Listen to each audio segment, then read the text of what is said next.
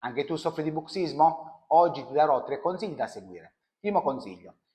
Il bruxismo è una strategia che attua il nostro corpo per rallentare lo stress interno.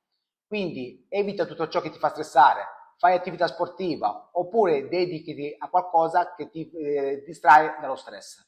Secondo consiglio, rivolgiti a un fisioterapista, osteopata, altamente specializzato in terapia manuale, sia per allentare le tensioni del collo e il massetere, muscolo principale della masticazione. Questo muscolo lo possiamo trattare sia esternamente che internamente con il dito dentro la bocca. Terzo consiglio fondamentale,